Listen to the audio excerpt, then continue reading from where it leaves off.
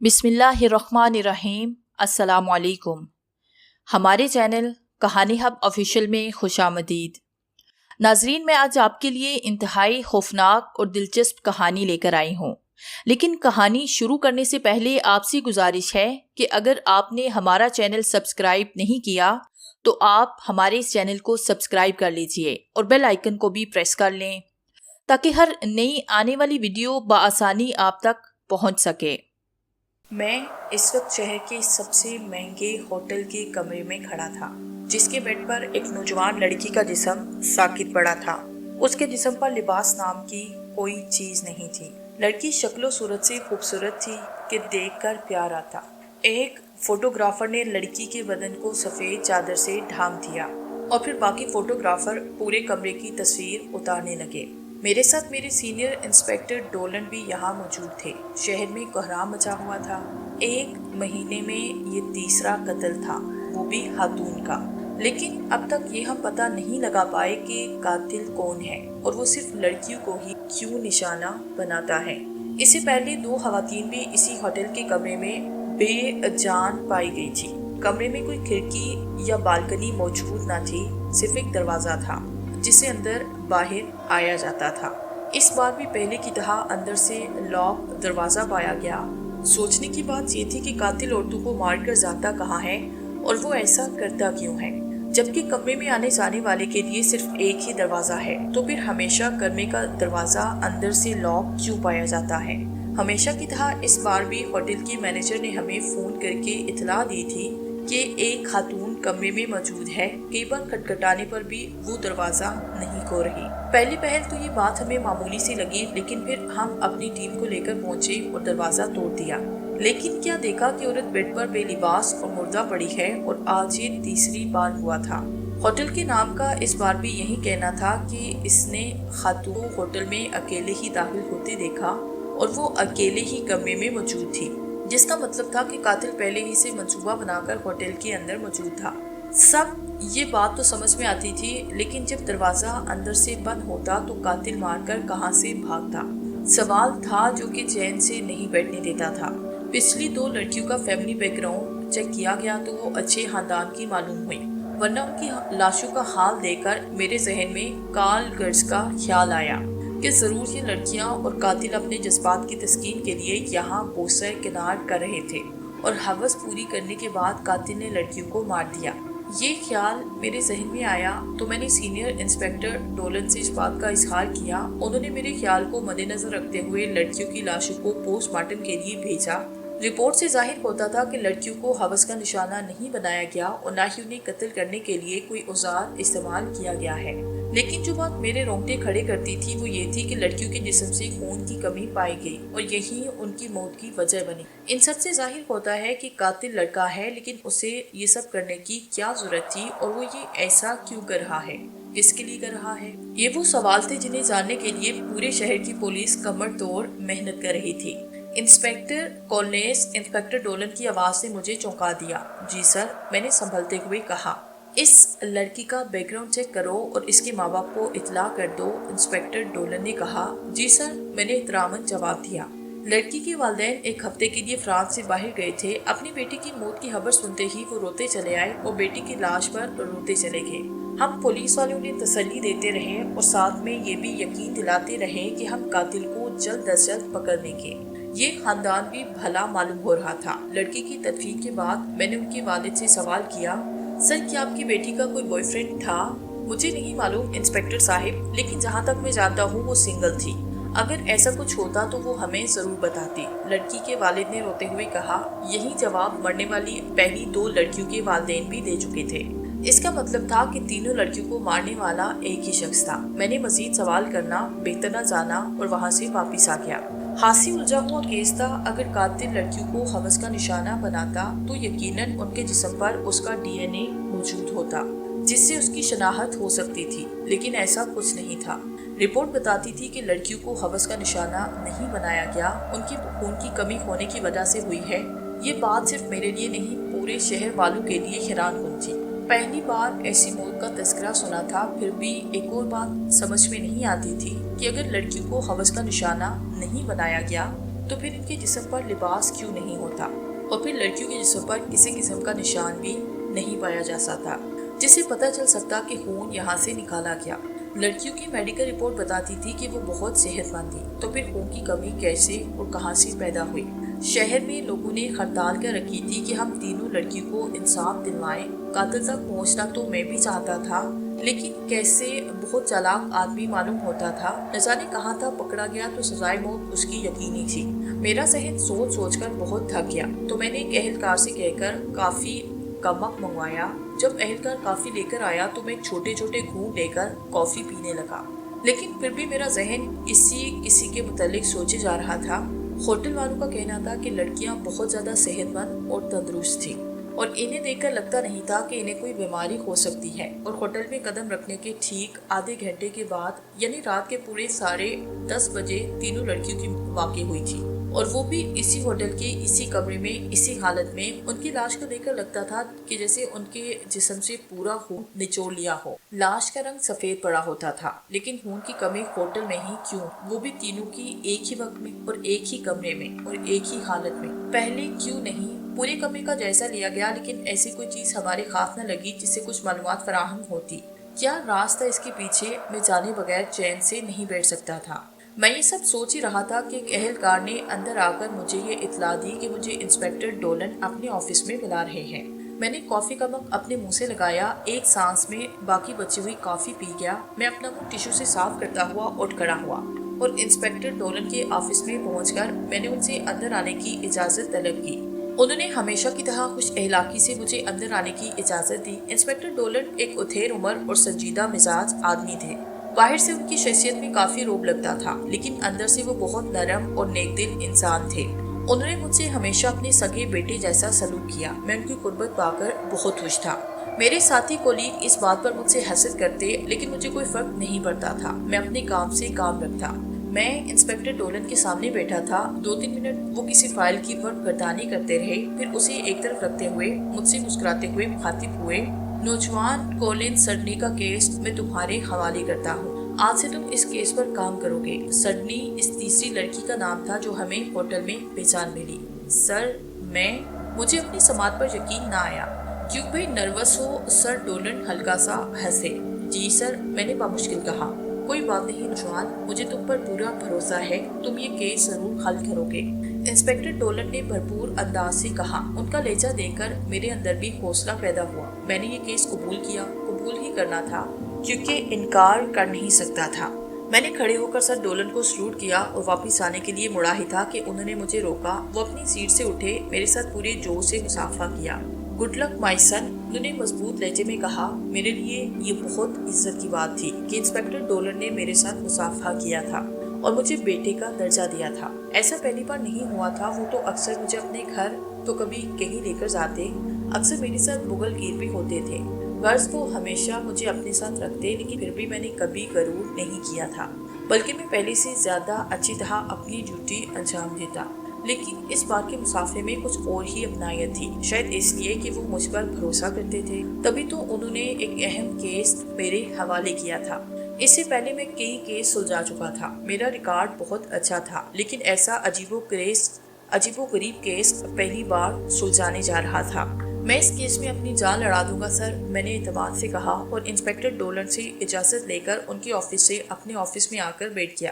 میں یتیم تھا، میری ماں مجھے جنم دیتے ہی چل بسی۔ والد صاحب کو گزرے صرف 2 سے 3 سال ہی ہوئے تھے۔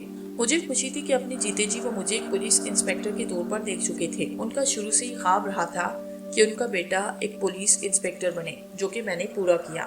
میں گھر پر اکیلا ہی رہتا تھا، کھاتا پیتا تھا۔ میرے لیے والد صاحب نے دوسری شادی نہیں کی تھی، اسی ڈر سے کہ نہ جانے دوسری ماں کا میرے ساتھ کیسا رویہ ہو۔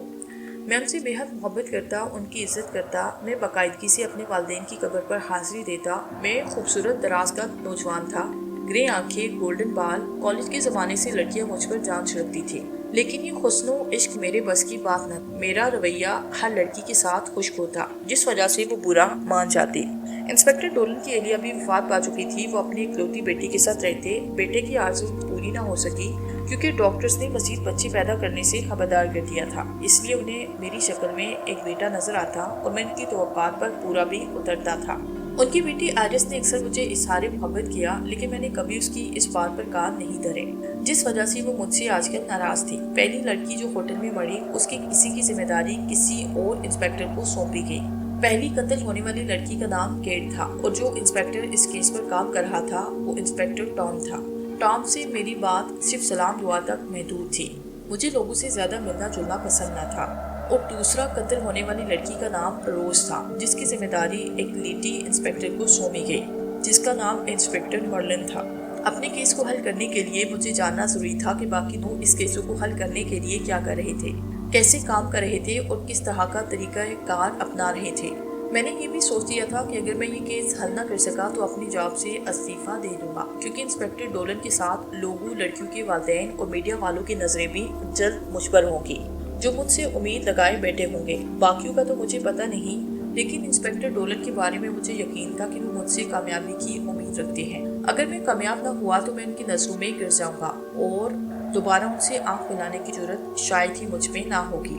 اس لیے یہ فیصلہ میں نے سوچ سمجھ کر کیا، لیکن یہ بات کی بات تھی۔ ابھی تو مجھے صرف کامیابی کے بارے میں سوچنا تھا اور لگن سے کام کرنا تھا۔ کیا میں اندر آ سکتا ہوں؟ میں نے نظریں اٹھا کر چونک کر اس آواز کی سمت دیکھا۔ آئیے انسپیکٹر ٹام، میں نے مسکراتے ہوئے کہا۔ انسپیکٹر ٹام میرے سامنے بیٹھا۔ بتائیے کیسے آنا ہوا؟ میں نے گفتگو کا آغاز کیا۔ انسپیکٹر مرلن بھی دھمکی۔ کورنلز، کیا میں اندر آ سکتی ہوں؟ انسپیکٹر مرلن نے ہمیشہ کی طرح اپنے حسن کے جلوے بکھیرتے ہوئے کہا۔ انسپیکٹر مرلن مجھ سے محبت کرتی تھی، جس کا اظہار اس نے ایک دفعہ مجھ سے کیا تھا۔ جواب میں نے کوئی قابل بخش جواب نہیں دیا تھا، جس وجہ سے وہ مجھ سے کافی دن ناراض رہی، مگر میں نے اسے منانے کی زحمت نہ کی، کیونکہ میرا اس سے اس طرح کا تعلق دور تک نہیں تھا۔ مرلن خوبصورت تھی، اس پر اسٹاف کے کافی لڑکے مرتے تھے، لیکن وہ تھی کہ صرف مجھ پر ہی مرتی تھی، اور میں اسے گھاس تک نہیں ڈالتا تھا۔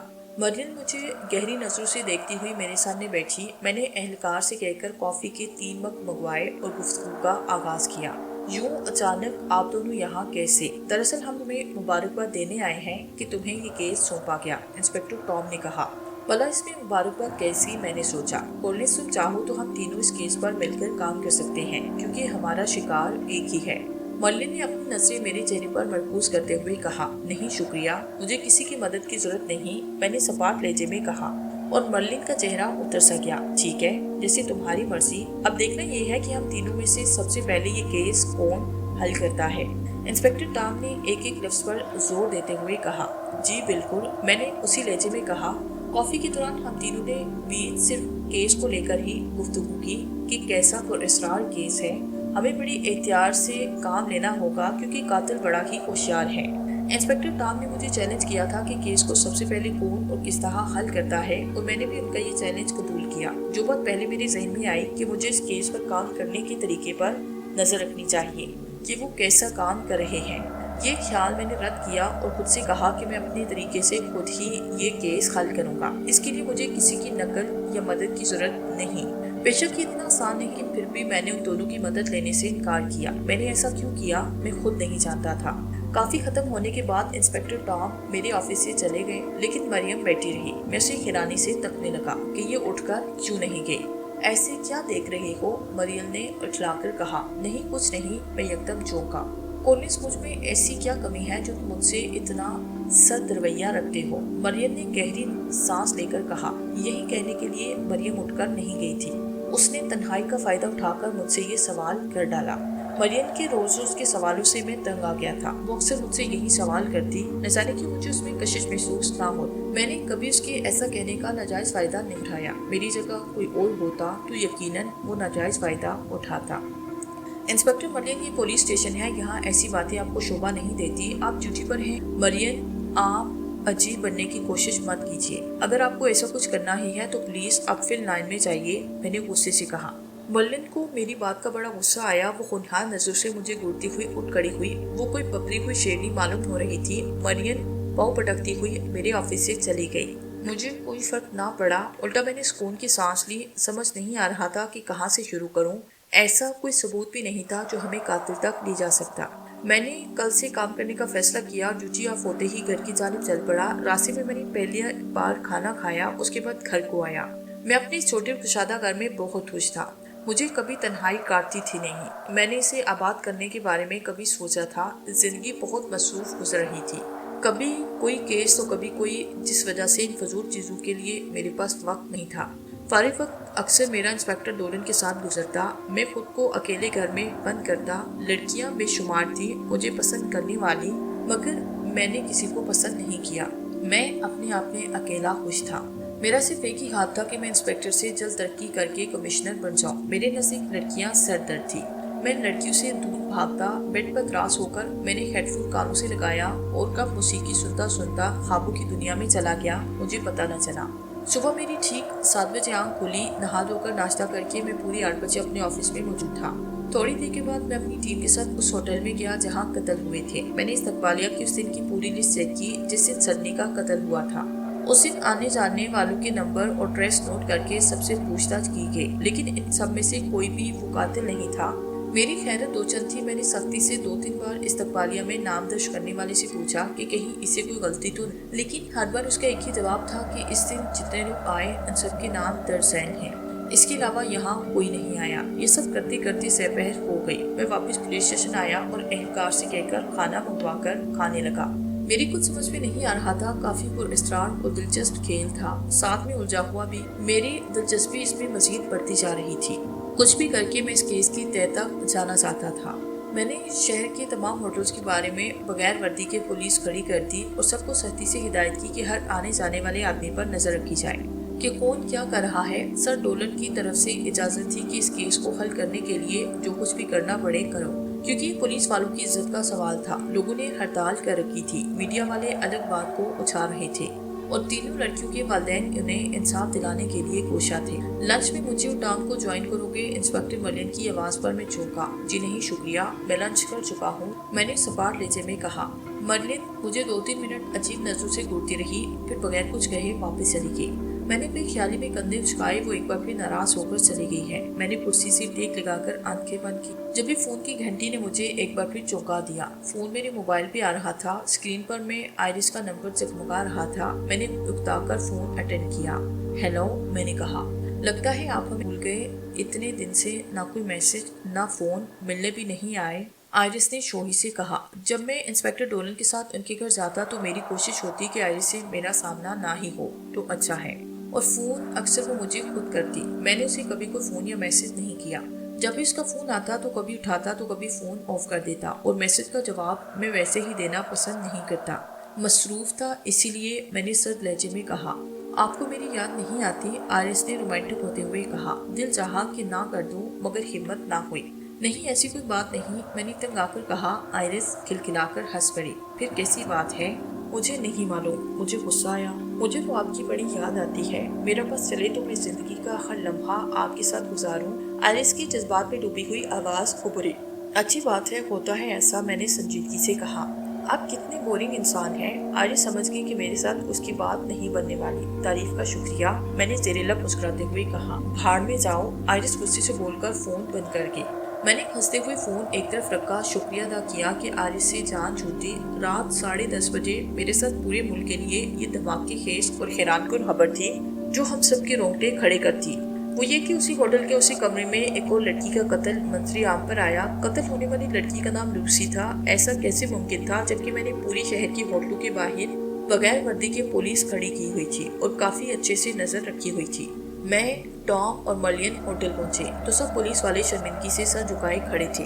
وہ شاید ہماری ڈانٹ ڈپٹ سننے کے لیے تیار تھے۔ ٹام ان سے باز برس کرنے لگا۔ میں اور مرلین استقبالیہ پر پہنچے، لیکن وہاں سے پہلے کی طرح اس بات بھی پتہ چلا کہ لڑکی اکیلی یہاں موجود تھی۔ ایسا کیسے ہو سکتا تھا؟ ہمیں ہوٹل والوں پر شک ہوا کہ کہیں یہ لوگ عورتوں کا دھندا تو نہیں کرتے۔ نہ جانے کیوں ہمیں شک ہو رہا تھا کہ ان لڑکیوں کے قتل کے پیچھے ہوٹل والوں کا ہی ہاتھ ہے، جبھی تو ہم خالی ہاتھ واپس لوٹ جاتے تھے۔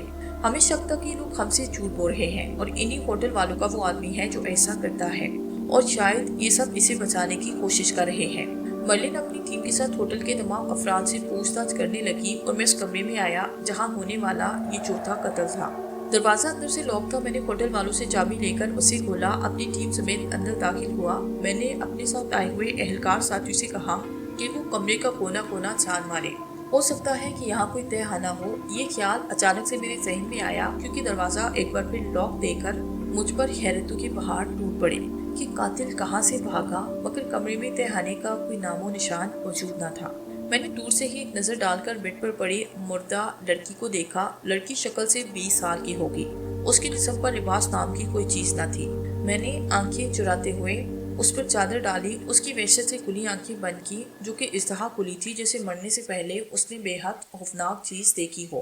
میری ٹیم نے کمرے کا اچھے سے معائنہ کیا لیکن اس بار بھی کوئی قابل بخش چیز ہماری خواب نہ لگ سکی۔ میرا ذہن معاف ہو گیا تھا، سمجھ نہیں آ رہا تھا کہ اس کیس کو کیسے حل۔ کیس مزید الجھا جا رہا تھا، بہت سے سوال تھے جن کا جواب میں ہر حال میں چاہتا تھا۔ ہم سب کام ختم کر کے پولیس اسٹیشن واپس آئے۔ کھانے کھانے کو بھی دل نہیں کر رہا تھا۔ میرا ذہن مسلسل کسی کے متعلق سوچے جا رہا تھا۔ ٹام اور مرلن بھی میرے ساتھ موجود تھے۔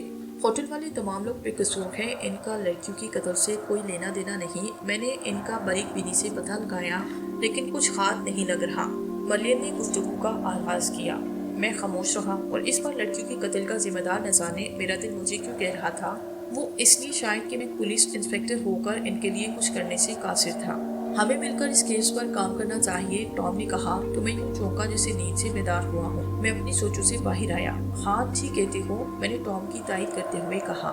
مجھے یقین ہو گیا تھا کہ میں اکیلے کچھ نہیں کر سکتا اور صرف خامخواہ میں کسی ملنے کی خوشی سے پاگل ہو گیا تھا جو ذرا زیادہ کہہ گیا تھا۔ مجھے اپنے کہے پر ندامت ہوئی۔ ہمیں سب سے پہلے کیا کرنا ہوگا؟ مریم نے سوال کیا۔ اسی دوران ایک اہلکار اندر آیا۔ اس نے ہم تینوں کو سلوٹ کر کے پیغام دیا کہ انسپیکٹر ڈولن ہمیں اپنے آفس میں طلب کر رہے ہیں۔ ہم تینوں کی سانسیں خشک ہوئی۔ بے شک وہ مجھے بیٹا سمجھتے تھے لیکن ڈیوٹی کے وقت رشتہ داری بھی نہیں چلتی، اور پھر یہاں تو 4 لڑکیوں کے قتل کا معاملہ تھا۔ ہم تینوں جانتے تھے کہ ہماری خوب کلاس لگنے والی ہے۔ ہم تینوں نے بیک وقت ایک دوسرے کو دیکھا، خود کو انسپیکٹر ڈولن کی ڈانٹ سننے کے لیے تیار کیا اور اٹھ کھڑے ہوئے۔ ہم نے ان سے اندر آنے کی اجازت دی، انہیں سلوٹ کر کے ان کے سامنے شانے چوڑے کر کے بیٹھ گئی۔ اس وقت وہ لوسی کی پوسٹ مارٹم رپورٹ کی برگردانی کر رہے تھے جس پر لکھا تھا لڑکی کی موت خون کی کمی ہونے کی وجہ سے واقع ہوئی ہے۔ انسپیکٹر ڈولن نے پولیس پوسٹ مارٹم ایک طرف رکھ کر ہم تینوں کو گہری نظروں سے دیکھا اور اٹھ کھڑے ہوئے۔ یہ کیا ہو رہا ہے؟ تقریباً 1.5 ماہ میں یہ چوتھا قتل اور اب تک قاتل ہماری پہنچ سے دور ہے۔ تم لوگ اپنی ڈیوٹی ٹھیک سے انجام کیوں نہیں دے رہے؟ انسپیکٹر ڈولن نے نرم مگر اونچے لہجے میں کہا۔ سر، میں نے تمام ہوٹلز کے باہر پولیس کھڑی کی تھی لیکن اس کے باوجود وہ قاتل نہ جانے اندر کیسے آیا، اور ہوٹل والوں کا کہنا ہے کہ اس بار بھی لڑکی اکیلی ہی اندر موجود تھی اور اس بار بھی دروازہ اندر سے لاک تھا۔ سر، ہمیں ہوٹل والوں پر شک ہوا۔ میں نے سب کے بارے میں باریک بینی سے چھان بین کی مگر کچھ خاص نہیں ملا۔ وہ سب بے قصور ہیں۔ سر، ہم پوری کوشش کر رہے ہیں، ٹام اسی وقت بولا۔ انسپیکٹر ڈولن کو ہماری باتوں پر یقین تھا۔ انہوں نے کہا، میں سچ جانتا ہوں لیکن وہ لوگ نہیں سمجھ رہے۔ وہ سمجھ رہے ہیں کہ ہم پولیس والے خاک پر خاک دھرے بیٹھے ہیں۔ آپ فکر نہ کریں سر، ہم جلد ہی یہ کیس حل کریں گے، میں نے مضبوط لہجے میں کہا۔ رات ہو چکی تھی۔ ڈیوٹی ہاف ہو جانے کے بعد ہم تینوں پولیس اسٹیشن سے نکلے تو میڈیا والوں نے ہمیں گھیر لیا۔ سر، 1.5 ماہ میں چوتھی لڑکی کو مارا گیا، اس بارے میں پولیس کچھ کر کیوں نہیں رہی؟ ایک صحافی نے سوال کیا۔ دیکھیے، ہم اپنی پوری کوشش کر رہے ہیں، جلد ہی قاتل سلاخوں کے پیچھے ہوگا، میں نے لاپرواہی سے جواب دیا۔ میں میڈیا والوں سے جان چھڑانا چاہتا تھا۔ بمشکل ہم تینوں اپنی اپنی گاڑی تک آئے اور گھر آئے۔ میں نے بیڈ پر لے کر سکون کی سانس لی۔ میری عادت تھی کہ باہر کا کام باہر ہی چھوڑ کر آتا تھا، گھر پر اس بارے میں بالکل بھی نہیں سوچتا تھا، لیکن یہ ایسا کیس تھا جس نے میری زندگی خراب کر دی تھی۔ ایک پل بھی مجھے چین نہیں آتا تھا، ہر وقت کیس کے متعلق سوچتا رہتا۔ اس وقت بھی میرا ذہن کیس کی طرف تھا، میں چاہتے ہوئے بھی اس کا خیال اپنے ذہن سے نہیں نکال پا رہا تھا۔ آخر کون سی لاپرواہی ہو گئی مجھ سے جو ایک اور معصوم لڑکی کی جان چلی گئی؟ اگر آج کوئی لاپرواہی نہ ہوئی ہوتی تو یقیناً لڑکی کی جان بچ سکتی تھی اور قاتل ہماری حراست میں ہوتا۔ یہی سب سوچتے سوچتے نہ جانے کب نیند کی دیوی مجھ پہ مہربان ہوئی اور مجھے ہر طرح کی پریشانی سے نجات مل گئی۔ اگلا دن معمول کے مطابق گزرا۔ ہم تینوں مل کر ڈیوٹی نبھا رہے تھے۔ ہماری کوشش تھی کہ اس بار کوئی قتل نہ ہو اور قاتل پکڑا جائے۔ ہم دن رات کمر توڑ محنت کر رہے تھے مگر کچھ ہاتھ نہیں لگ رہا تھا۔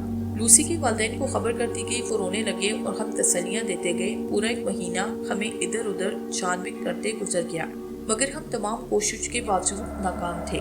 میڈیا والوں نے ناک میں دم کر رکھا تھا۔ لڑکیوں کے والدین روز پولیس اسٹیشن آ کر پوچھتے کہ کیس کہاں تک پہنچا۔ ہم ہر دفعہ انہیں ایک نئی امید دلا کر چلتا کر دیتے۔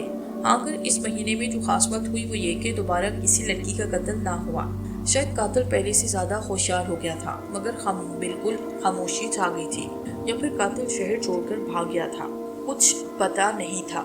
لیکن کسی اور شہر سے اس طرح کے قتل کی خبر نہ آئی، جس کا مطلب تھا کہ قاتل اسی شہر میں کہیں نہ کہیں تھا اور صحیح موقع کی تلاش میں تھا۔ ایک اور خاص بات جو اس مہینے میں ہوئی وہ یہ کہ انسپیکٹر مرین کافی دنوں سے سب سے کھینچی سی تھی، مجھ سے بھی۔ وہ صحیح معنوں میں ڈیوٹی میں کام نہیں کر رہی تھی، اس کا کام میں دل نہیں لگ رہا تھا۔ وہ اکثر خیالوں میں کھوئی رہتی، میرے پوچھنے پر بھی وجہ نہ بتائی، بس ہنس کر ٹال جاتی۔ مریم کا یہ رویہ مجھے سمجھ نہ آیا، وہ ایسے کیوں ہو رہی تھی؟ ایک طرح سے تو میں خوش بھی تھا کہ انسپیکٹر مریم سے میری جان چھٹ گئی، مگر کبھی کبھار مجھے خیال آتا کہ وہ ایسا جان بوجھ کر نہیں کر رہی تاکہ میں اس کے قریب آؤں، کیونکہ اس کے اس رویے نے میں نے نوٹ کیا تھا، کسی اور نے نہیں۔ لیکن پھر خود ہی اپنی سوچ پر ہنس پڑتا اور اس خیال کو جھٹک دیتا۔ آج صبح میں پولیس اسٹیشن آیا تو انسپیکٹر مریم موجود نہ تھی۔ پتہ کرنے پر پتہ چلا کہ آج وہ چھٹی پر ہے۔ ایسا پہلی بار ہوا تھا، ورنہ انسپیکٹر مریم نے کبھی بھی چھٹی نہیں کی تھی۔ میں نے اپنے فون سے مریم کے نمبر پر کال کی، مگر دوسری طرف سے آواز سنائی دی کہ موبائل بند ہے۔ میں نے کال بند کر کے فون جیب میں رکھا اور انسپیکٹر ٹام کے کیبن میں چلا گیا۔ آؤ کونس بیٹھو، آج صبح صبح، انسپیکٹر ٹام نے خوش دلی سے کہا۔ میں کرسی کھینچ کر بیٹھ گیا۔ سر، آج انسپیکٹر مریم نہیں آئی؟ خیریت؟ میں اصل موضوع پر آیا۔ اس کی طبیعت ٹھیک نہیں، میں یہاں آنے سے پہلے اس کے پاس سے چکر لگا کر آ رہا ہوں، انسپیکٹر ٹام نے جواب دیا۔ مجھے تسلی ہو گئی کہ میں ٹام کے آفس میں بیٹھا ادھر ادھر کی باتیں کرتا رہا اور پھر اپنے آفس میں آ کر بیٹھ گیا۔ میں نے سوچا کہ ڈیوٹی آف ہوتے ہی مریم کا حال دریافت کرنے جاؤں گا، اس کے بعد میں باقی کاموں میں مصروف ہو گیا اور کب رات ہوئی پتہ نہ چلا۔ مجھے کھانے کی پینے کا بھی ہوش نہ تھا۔ ٹھیک 10:30 بجے فون کی گھنٹی بجی۔ میں نے فون کان سے لگا کر کہا، ہیلو، انسپیکٹر کونس اسپیکنگ۔ سر، جلدی یہاں آئیے، ایک اور قتل ہو گیا ہے۔ دوسری طرف سے آواز سنائی تھی۔ میرے منہ سے بے اختیار چیخ نکلی۔ فون اسی ہوٹل کی طرف سے تھا جہاں پہلے 4 قتل ہوئے تھے۔ میں نے فون رکھا، انسپیکٹر ٹام اور اپنی ٹیم کے ساتھ ہوٹل کی طرف گاڑی دوڑائی۔ میں اور ٹام استقبالیہ کمرے میں پہنچے۔ سر، میں نے آپ کو فون کیا تھا، ہوٹل کے ریسیپشن نے کہا۔ سب کے چہروں کی ہوائیاں اڑی ہوئی تھی کیونکہ ہوٹل کے باہر پولیس کا پہرا تھا۔ پھر دوبارہ قتل کیسے ہوا؟ اس بار بھی اندر آنے والی واحد لڑکی تھی جو اکیلی ہی اندر موجود تھی۔ ہوٹل کا مینیجر سخت پریشان تھا، یہ سب اسی کے ہوٹل میں کیوں ہو رہا تھا؟ میں اور ٹام ہوٹل کی اسی کمرے میں بھاگے، لیکن دروازہ اندر سے لاک تھا۔ ہم نے زور لگا کر دروازہ کھولا۔ اندر کا منظر دیکھ کر میرے اور ٹام کے پیروں تلے سے زمین نکل گئی۔ بیڈ پر بے لباس انسپیکٹر مریم بے سود پڑی تھی۔ اب سارا معاملہ سمجھ میں آیا کہ مریم عجیب برتاؤ کیوں کرنے لگی تھی۔ شاید وہ انجانے میں اس قاتل سے دل لگا بیٹھی جس نے اس کی جان لے لی۔ پوسٹ مارٹم کی رپورٹ نے مریم کے بارے میں بھی وہی کچھ بتایا جو پہلے 4 لڑکیوں کے بارے میں بتا چکی تھی۔ خون کی کمی، جس کا مطلب تھا کہ قاتل ہم سے 2 ہاتھ آگے نکلا۔ ہمیشہ کی طرح اس بار بھی کمرے سے کچھ حاصل نہ ہوا۔ مریم کی بھی رپورٹ نے ہی بتایا کہ اسے حوث کا نشانہ نہیں بنایا گیا، لیکن پھر وہ بے لباس ریسٹورنٹ کے باہر پہنچ کر ایک بینچ پر اپنا سر پکڑ کر بیٹھ گیا۔ مجھے بہت دکھ ہو رہا تھا مریم کے یوں چلے جانے سے۔ اگر مجھے پتا ہوتا کہ اس کی زندگی کا یوں اختتام ہوگا تو میں اس سے اپنے گناہوں کی معافی مانگ لیتا جو میں نے اس کا دل دکھا کر کیے تھے۔ مجھے بڑی شرمندگی تھی، ایک عجیب بوجھ بڑھ گیا تھا میرے دل میں۔ کاش میں اس کے ساتھ ایسا نہ کرتا، یا پھر میں اسے کسی طرح پوچھ لیتا کہ اسے کیا ہو گیا ہے، وہ آج کل عجیب برتاؤ کیوں کر رہی ہے۔ اسی اسنا میں ٹام میرے برابر آیا اور میرا شانہ تھپتھپا کر بولا، میں جانتا ہوں دوست تم کس سوچ میں ہو، خیر کوئی بات نہیں، اب وہ بڑی دور چلی گئی ہے، آہستہ آہستہ بھول جاؤ گے اسے۔ بہت پیار کرتی تھی وہ تمہیں، لیکن تمہاری بے رحمی اسے تکلیف دیتی تھی۔ میں نے کئی بار اسے پوچھنے کی کوشش کی کہ وہ ایسی کیوں ہے، مگر وہ ہمیشہ کچھ نہ کچھ کہہ کر ٹال دیتی۔ تم کیا سمجھے تھے کہ اس کا بدلاؤ صرف تم نے غور کیا تھا؟ نہیں دوست، وہ سب میں اس قاتل سے محبت کرنے لگی تھی۔ میں جانتا تھا کہ ایسا کچھ ضرور ہے، مگر یہ نہیں جانتا تھا کہ جس سے وہ پیار کرنے لگی ہے وہ وہی قاتل ہے جس کی ہمیں تلاش ہے۔ میں آخری پر جب ملا اس سے تو اس نے سیدھے منہ بات نہ کی، بس اتنا کہا کہ اس کی طبیعت ٹھیک نہیں، اس لیے آج وہ پولیس اسٹیشن نہیں آ رہی۔ قاتل بہت ہی شاطر ہے، اس نے مریم کو خوب اچھے سے اپنے شکنجے میں پھنسایا، تبھی تو وہ اپنا منہ نہیں کھولتی تھی۔ لیکن شاید مریم کو اپنی موت کا دکھ نہ ہو، کیونکہ جس سے وہ پیار کرتی اسی نے اس کی جان لی، نہ کہ کسی اور نے۔ محبوب کی باہوں میں جان دینا قسمت والوں کو نصیب ہوتا ہے، لیکن وہ اتنی بیوقوف کیسی ہو سکتی ہے کہ اس آدمی کے ساتھ اسی ہوٹل کے اسی کمرے میں چلی گئی؟ میں نے پھیکی ہوئی پلکوں کے ساتھ کہا، عشق اندھا ہوتا ہے دوست، جب ہوتا ہے تو کچھ نظر نہیں آتا۔ اور پھر مریم کون سا جانتی تھی کہ اس کا محبوب قاتل ہے؟ رہی ہوٹل اس کمرے کی بات، وہ مریم نے زیادہ غور نہ کیا ہوگا۔ ٹام نے آسمان کو دیکھتے ہوئے کہا، تمہیں کسی سے پیار ہوا؟ میں نے جانے میں سوال کیا۔ ہاں، ٹام اٹھ گیا۔ मरियम से टॉम ने कहा और चला गया और मैं उसे दम्बकुत जाता हुआ देखता रह गया। सारी रात करवटें लेते हुए गुजर गई। एक पल के लिए भी सुकून की नींद ना आ सकी। मरियम का चेहरा आंखों पर रक्स करता रहा। अगली सुबह मरियम की तदफीन के बाद मैंने जेब से मोबाइल निकालकर आयरिस को फोन किया। राब्ता होते ही मैंने उससे कहा, अगर मेरी किसी बात से तुम्हें तकलीफ पहुंची हो प्लीज मुझे माफ करना, लेकिन मैं और तुम एक नहीं हो सकते। मेरी बात पर आयरिस बहुत हैरान हुई। उसकी हैरत में डूबी आवाज निकली, कोरियस ये तुम? हाँ, अपना ख्याल रखना, गुड बाय। मैंने कहकर फोन बंद किया। उसे कुछ कहने का मौका ही ना दिया। न जाने वो क्या सोच रही होगी, लेकिन मुझे कोई फर्क नहीं पड़ता। मैं अपने ऑफिस में बैठा एक फाइल की बर्फ कर रहा था जब भी फोन की घंटे की आवाज सुनाई दी। मैंने चौंक कर टेलीफोन की तरफ देखा और फोन उठाकर कान से लगा लिया। Hello inspector Collins. दूसरी तरफ से बड़ी ही बारीक और खूबसूरत आवाज आई जो कि लड़की की थी। सर, मैं आपको कुछ इन्फॉर्मेशन दे सकती हूँ कि ये 4 लड़कियों का कत्ल कौन और कैसे करता है। मैं हैरत से चौंका। हाँ बताओ, तुमने उसे कहाँ देखा? सब बताओ तफसील से, मैं सुन रहा हूँ। मैंने खाक में कॉपी पेंसिल पकड़ ली। नहीं सर, मैं आपको फोन पर नहीं बता सकती, जवाब में उस लड़की ने कहा। ये जानने के लिए आपको कैफे में आना होगा, मैं आपका इंतजार कर रही हूँ। वहीं पर मैं आपको सब तफसील से बताऊंगी। लड़की ने कैफे का नाम बताकर राब्ता मुनक़ती कर लिया। मुझे काफी ज्यादा गुस्सा आया, लेकिन जब्त कर गया, क्योंकि कातिल तक पहुंचने का यही एक जरिया था। अगर इस लड़की से कुछ पता चलता तो ये मेरे लिए बहुत ही अच्छा होगा और मैं केस जल्द पूरा करने में कामयाब हो जाऊंगा। साथ में मेरी शोहरत भी ज्यादा हो जाएगी और इंस्पेक्टर से कमिश्नर बन जाऊंगा। मैंने इन ख्यालों को अपने जहन से झटका। मैंने सर पर कैप लिए पुलिस स्टेशन से पैदल ही चल दिया, क्योंकि जिस कैफे में वो थी वो नजदीक था। मैंने कैफे के अंदर दाखिल होकर इर्द गिर्द नजरें दौड़ाई। एक लड़की टेबल पर अकेली ही बैठी थी। उसने गुलाबी शर्ट और नीली जीन्स पहनी थी। बाल उसके गोल्डन थे, जो कि उसकी सिर्फ गर्दन को ढांपे हुए थे। आपने मुझे कॉल की थी? मैंने पूछा। जी बिल्कुल, वो मुस्कुराकर बोली। मैं कुर्सी खींचकर उसके सामने बैठ गया। अपनी इस कैफियत को मैं किन लफ्जों में बयान करूं? उसका इतना हसीन चेहरा नजदीक से देखने के बाद न जाने क्यों मैं न चाहते हुए भी उसके सहर में गिरफ्तार हो रहा था। मैंने खुद को संभाला। जी, आपका नाम? सलीना, उसने मेरी आंखों में आंखें डालकर कहा। फिर वेटर को 2 कप चाय का ऑर्डर दिया। वेटर चाय 2 प्याले रखकर चला गया तो मैंने गुफ्तगू का आगाज किया। आपने कातिल कहाँ देखा? आप उसके बारे में क्या जानती हैं? आप उसके साथ किसी किस्म के ताल्लुक में रह चुके हैं? वो दिखता कैसे है, कहाँ रहता है, मुझे सब बताएं। इतनी भी क्या जल्दी है? मैं हैरत से उसे देखता रह गया। मेरा ड्यूटी पर अब दिल नहीं लगता था। मेरा ज्यादा वक्त अब सलीना के साथ गुजरता। ड्यूटी के औकात में भी हम फोन पर बात रखते, फुर्सत में तो वैसे ही वो मेरे हमरा होती। हम दोनों इकट्ठे डिनर करते, इधर उधर घूमते फिरते। मैं सलीना के इश्क में पूरी तरह गिरफ्तार हो चुका था। वो भी मुझसे प्यार करती थी। मैं उसकी कुर्बत पाकर बहुत खुश था। मेरी जिंदगी बहुत खूबसूरत हो गई थी। मैं खुद को दुनिया का खुशनसीब मर्द समझता, क्योंकि मैंने जिसे एक नजर में अपने दिल में बसाया वो मुझे बिना चाहे बिना मांगे यूं मिली। मेरी नजर में सलीना से बढ़कर कोई खूबसूरत लड़की नहीं थी। शायद हम दोनों बने ही एक दूसरे के लिए थे। तभी तो मैं सलीना से पहले इश्क लफ्ज से कोसों दूर था। मगर सलीना के आने के बाद मुझे एहसास हुआ कि हकीकत में प्यार है क्या। मैंने सलीना से दोबारा कभी कातिल के मुतालिक नहीं पूछा, ना ही उसने मुझे कभी कातिल के बारे में कुछ बताया। हम जब भी मिलते हमारे बीच सिर्फ प्यार मोहब्बत की बातें होती और इतने प्यारे कामों के बीच कोई बेवकूफ़ी होगा जो ड्यूटी निभाएगा। मैं तो जैसे भूल गया था कि मैं एक पुलिस इंस्पेक्टर हूँ। मुझे 5 लड़कियों के इंसाफ दिलवाना है। मुझे इन सब की परवाह न रही कि मीडिया वाले लड़कियों के वालिदैन लोग और इंस्पेक्टर डोलर ने मुझसे उम्मीदें लगा रखी है। सलीना जब भी मेरे सामने आती, उसका खूबसूरत हंसता मुस्कुराता चेहरा देखकर मैं सब कुछ भूल जाता। सारी थकन सारी परेशानी दूर हो जाती। दुनिया माफिया से बेखबर अपनी दुनिया में मस्त हो जाता। आज सलीना का बर्थडे था। मैंने उसे सरप्राइज देने का फैसला किया। मैंने एक होटल में खूबसूरत कमरा बुक करवाया। बेशक मेरी तनख्वाह ज्यादा न थी, लेकिन फिर भी मैंने सलीना के लिए महंगे होटल का कमरा सिर्फ एक रात के लिए खरीदा। मैं चाहता था कि वो जरूर ये सरप्राइज देकर खुश होगी, क्योंकि अक्सर वो मुझसे खुफिया मुलाकातों का जिसका मतलब था दुनिया वालों की नजरों से ओझल कहीं दूर, सिर्फ वो और मैं। मुझे उसका ये कहना बड़ा अच्छा लगता, लेकिन ये सरप्राइज मैं उसे अचानक और खास दिन देना चाहता था और आज ये सरप्राइज देने का दिन आ गया था। सलीना की बर्थडे पर ऐसा गिफ्ट देना मुझे बड़ा बेहतर लगा। चुनाचे मैंने तमाम तैयारियां मुकम्मल की। ये दिन मेरे और सलीना के लिए बहुत खास दिन था, जिसकी यादें हम बरसों तक भुला ना पाएंगे। हम दोनों ने मिलकर मुस्तकबिल की भी प्लानिंग की। हम दोनों एक दूसरे से शादी के ख्वाहिशमंद थे। मैं होटल के कमरे में मौजूद था। कमरे में नीला कालीन बिछा था। कमरा बहुत ही बड़ा और आलीशान था। शीशे की दीवार बाईं तरफ थी, जहाँ से फ्रांस का बाहर का नजारा नजर आता था। कमरे में जदीद किस्म का फर्नीचर आरास्ता था।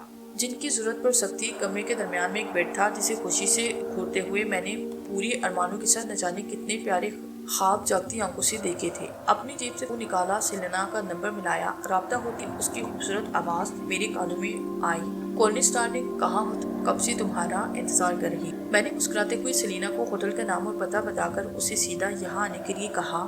سیلینا کی آواز میں حیرت بھری خوشی تھی۔ اس نے اوکے کہہ کر فون بند کیا۔ میں نے اپنا فون ایک طرف صوفے پہ پھینکا، سیلینا کے خیالوں میں کھویا جو تقریباً چند منٹ کے بعد ہونے والا تھا۔ میں اپنی خوشی کو کن الفاظ میں بیان کروں؟ خوشی کے مارے میں تو جیسے پاگل ہو رہا تھا۔ سیلینا صرف میری ملکیت تھی، یہ سوچ سوچ کر میرا دل خوشی سے پھولے نہیں سما رہا تھا۔ میں نے بمشکل 10 منٹ انتظار کیا کہ سیلینا صبح گاؤن میں چلتی ہوئی اندر آئے۔ میں نے اس کی آمد اس کی پسندیدہ پرفیوم سے لگائی تھی۔ مجھے اس کے اتنی جلدی آنے پر حیرانی ہوئی، مگر اس کا خوبصورت چہرہ دیکھ کر میں سب بھول گیا۔ Happy birth day my wife, میں نے پیار بھرے لفظ میں کہا۔ کالنس تم نے اتنا کچھ میرے لیے کیا۔ سیلینا کے آری الفاظ اس کے گلے میں رہ گئے۔ آج کی رات مت روئیے، آج کی رات رونے کے لیے نہیں، میں نے سیلینا کی خوبصورت آنکھوں سے موتی جیسے آنسو کو صاف کرتے ہوئے کہا۔ میں نے مشروب کا گلاس اٹھا کر سیلینا کو دیا، ایک خود پکڑ کر کونٹوں سے لگایا۔ سیلینا نے ٹیپ پر مسحور کر دینے والا گانا لگایا ہوا تھا۔ میرا جنون تھا، میری آنکھیں دھندلی ہونے لگی، میرے کانوں میں موسیقی کی آواز جاری تھی۔ ڈو یو لو می؟ میں نے بمشکل اپنی آنکھیں کھولی۔ سیلینا نشے میں نہیں، وہ مسکراتے ہوئے عجیب نظروں سے مجھے دیکھ رہی تھی۔ I will always my thank love last day۔ ایک بار پھر موسیقی کی آواز میرے سماج سے ٹکرائی۔ میرے اعصاب شل ہو رہے تھے اور اگلے ہی لمحے میں دنیا سے بے خبر ہو گیا۔ ہوش تب آیا جب سیلینا میری کلائی سے اپنا منہ لگائے نہ جانے کیا کر رہی تھی۔ اگلے ہی لمحے میں سمجھ گیا کہ وہ کیا کر رہی ہے۔ سیلینا میرا خون چوس رہی تھی، مجھے مکمل طور پر ہوش آ چکا تھا۔ میں جھٹ سے اٹھا، سیلینا کو ایک طرف دھکا دیا، وہ بیڈ سے نیچے جا گری، جبکہ میں بیڈ پر ہی بیٹھا ہوا تھا۔ سیلینا کی شکل دیکھ کر میرے رونگٹے کھڑے ہوئے۔ وہ کوئی بپری ہوئی شیرنی لگ رہی تھی، ایک ویمپائر کی طرح اس کے دان گیلے تھے اور آنکھیں خدا کی پناہ کیسی دہشت ناک تھی۔ مجھے اپنی کلائی پر جلن کا احساس ہوا۔ میں نے دیکھا تو وہاں پر 2 سوراخ تھے جو سیلینا نے اپنے نوکیلے دانتوں سے کیے تھے۔ سیلینا نے میری طرف ہونہار نظروں سے دیکھا۔ اب سمجھ میں آیا سیلینا ہی وہ قاتل تھی جس کی ہم سب کو تلاش تھی۔ سیلینا جھٹ سے اٹھی، اگلے ہی لمحے وہ مجھ پہ حملہ آور ہونے والی تھی کہ میں نے اسے ایک بار پھر دھکا دیا اور وہ دوبارہ دوسری طرف جا گری۔ میں بھی بیڈ سے اترا۔ میں دہشت کے مارے اٹھ کر بیٹھا، دیکھا تو میں ہاسپٹل میں تھا۔ میرے ارد گرد نرسیں اور ڈاکٹر موجود تھے۔ میرے دل میں سیلینا کا خوف بیٹھ گیا۔ آہستہ آہستہ سارا منظر میری آنکھوں کے سامنے گھوم گیا۔ میں رونے لگا۔ انسپکٹر ڈولن اور انسپکٹر ٹام بھی میرے پاس موجود تھے۔ مجھے روتا دیکھ کر خود پریشان ہوئے، مجھ سے طرح طرح کے سوالات کرنے لگے کہ میں ہوٹل میں کیا کر رہا تھا، کیوں تھا وہاں، کس کے ساتھ تھا، شیشے سے نیچے کیوں کودا۔ میں نے گول مول کر کے تمام سوالوں کے جواب دیے۔ ان کے چہروں سے لگتا تھا کہ انہوں نے میرے جوابوں کا یقین نہیں کیا، مگر میں نے کوئی پرواہ نہیں کی۔ اگلے دن میں کافی بہتر محسوس کر رہا تھا۔ میں نے انسپکٹر ڈولن کے سامنے اپنا استعفیٰ پیش کیا۔ انہوں نے قدری حیرت سے چونک کر میری جانب دیکھا۔ یہ کیا ہے؟ میں ریزائن کر رہا ہوں سر، میں قاتل کو پکڑ نہ سکا۔ میں شرمندہ ہوں کہ میں ان 5 کے ساتھ انصاف نہیں کر سکا، میں نے دو ٹوک جواب دیا۔ لیکن بیٹے کوشش جاری رکھو۔ انسپکٹر ڈولن نے کچھ کہنا چاہا، مگر میں نے ان کی بات کاٹ دی۔ نہیں سر، میں ہار مانتا ہوں، اب میں اس کیس پر کام نہیں کر سکتا، میں نے فیصلہ سناتے ہوئے کہا۔ انسپکٹر میرے استعفے پر ناخوش تھے، مگر کچھ نہ بولے۔ انسپکٹر ٹام کے علاوہ اسٹاف کے دیگر لوگوں نے اور میڈیا والوں نے مجھ سے کئی سوال کیے۔ میرا جواب ایک ہی تھا کہ میں ناکام ہو گیا، بس مجھے معاف کریں۔ میں اپنے گھر آ کر بیڈ پہ دراز ہوا، سمجھ نہیں آ رہا تھا کہ کیا کروں۔ اکیلے گھر میں خوف محسوس ہونے لگا تو اٹھ کر باہر آیا۔ باہر کی تازہ ہوا اور لوگوں کو دیکھ کر کچھ مطمئن ہوا۔ اچانک سے میرے دل میں خیال آیا جس نے مجھے پریشان کیا، میرا سکون چھینا۔ وہ یہ کہ بے شک میں سیلینا کے ہاتھوں سے بچا، لیکن اس کا مطلب یہ نہیں کہ وہ بھی ہار مان جائے۔ ضرور وہ اور اس کا ساتھی جیک کسی اور کو پھنسائیں گے۔ یہ سب میں ابھی سوچ رہا تھا کہ میرا موبائل بجنے لگا۔ میں نے فون اٹھایا۔ فون کرنے والا انسپکٹر ٹام تھا۔ ہیلو، میں نے کہا۔ پولیس، میں تمہیں اچھے سے جانتا ہوں، تم ہار ماننے والوں میں سے نہیں۔ ایسا بھی کیا دیکھا تم نے جو تم استعفیٰ دینے پر آئے؟ میں نے کہا، میں بہت پہلے سے سوچ چکا تھا کہ اگر ناکام ہوا تو ریزائن کر دوں گا، جو میں نے کر دیا۔ سچ میں کچھ نہیں کر سکتا، اور میرے دوست تم اپنا خیال رکھنا، کسی بھی ایسے شخص کی باتوں میں مت آنا جو تمہیں کہے کہ وہ تمہیں کیسے یا کسی کے متعلق کچھ بتائے گا۔ میں نے تنبیہ کرتے ہوئے کہا۔ کیا مطلب؟ مطلب صاف ہے کہ میرے ساتھ بھی کچھ ایسا ہوا تھا، معاف کرنا، میں تمہیں پوری بات نہیں بتا سکتا، میں نے دو ٹوک انداز میں کہا۔ کیوں؟ بس نہیں، میں تم سے بعد میں بات کروں گا، میں نے کہہ کر فون بند کیا اور سوچنے لگا کہ آخر کیا کیا جائے۔ میرے دماغ میں خیال آیا، میں چرچ کی طرف بھاگا۔ چرچ پورا خالی تھا، صرف ایک پادری تھا۔ میں نے پادری کو اعتماد میں لے کر سب سچ بتایا جو میرے ساتھ پیش آیا، اور وہ 5 لڑکیوں کا واقعہ بھی۔ پادری نے بڑے تحمل سے میری بات سنی۔ ٹھیک 2 دن کے بعد مجھے پادری کا فون آیا، جس سے مجھے پتا چلا کہ سلینا اور اس کے ساتھی جیک کو کسی نے سرعام قتل کیا تھا۔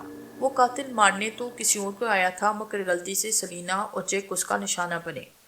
مجھے سلینا اور جیک کی کہانی سن کر دکھ ہوا، مگر جس بات سے مجھے خوشی ہوئی کہ انہیں سکون نصیب ہو گیا تھا۔ سلینا اور جیک اب اس دنیا میں موجود نہ تھے۔ یہ سب پادری کی بدولت ہوا تھا، اور یہ سب اس نے کیسے کیا یہ وہی جانتا تھا۔ میں نے اس کا شکریہ ادا کر کے فون بند کر دیا۔ دل کو اطمینان ہوا کہ میں نے مزید جانیں ضائع ہونے سے بچا لی۔ سلینا اور جیک اپنی موت کا کافی بدلہ لے چکے تھے۔ اب ان کا یہ دنیا چھوڑ کر جانا بنتا تھا، کیونکہ یہ دنیا ان جیسوں کے لیے نہیں ہے بلکہ زندہ لوگوں کے لیے ہے۔ طویل عرصے کے بعد جب کوئی ایسا قتل دوبارہ نہ ہوا تو اس کیس کی فائل بند کی گئی۔ پورا شہر خوش تھا کہ قاتل پکڑا نہ گیا، تو کوئی بات نہیں، کم از کم قتل ہونا بند ہو گئے۔ مگر کچھ لوگ خوفزدہ تھے کہ اگر قاتل واپس آیا تو لڑکیوں کے والدین بھی خوش نہ تھے۔ وہ ہر حال میں اپنی بیٹی کو انصاف دلوانا چاہتے تھے، لیکن حقیقت میرے علاوہ کوئی نہ جانتا تھا، اور نہ ہی میں نے کسی کو بتانا پسند کیا۔ پادری نے بھی میرے کہنے پر اپنی زبان پہ تالا لگایا۔ پولیس کی نوکری چھوڑ کر میں بھی ایک پادری بنا۔ میں آج بھی اکیلا ہوں، اور دوبارہ پھر کبھی کسی لڑکی سے عشق نہیں کیا۔ میرے دل میں آج بھی سلینا ہے، یہ جانتے ہوئے بھی کہ وہ مر چکی، لیکن دل تو پاگل ہے۔ میری کلائی پر اکثر جلن ہوتی ہے، جہاں سلینا نے اپنے نوکیلے دانتوں سے مجھے کاٹا تھا۔ وہ 2 نشان ابھی موجود ہیں جو مجھے یقین دلاتے ہیں کہ سلینا ایک حقیقت تھی، میرا وہم نہیں۔ میں ہمیشہ اس کی مغفرت کی دعا کرتا ہوں اور شکر کرتا ہوں کہ اس طرح کی قتل ہونا بند ہوئے۔ یقیناً سب بھول گئے ہوں گے ان قتلوں کو، مگر جو نہیں بھولا وہ میں اور وہ لڑکیوں کے والدین ہوں گے جن پر یہ قیامت گزری تھی۔ آج اس واقعے کو 40 سال گزر گئے، لیکن آج بھی یہ واقعہ اور سلینا کا چہرہ میرے ذہن میں اور دل کی کتاب میں روشن ہے۔ مجھے اب بھی کل کی بات لگتی ہے۔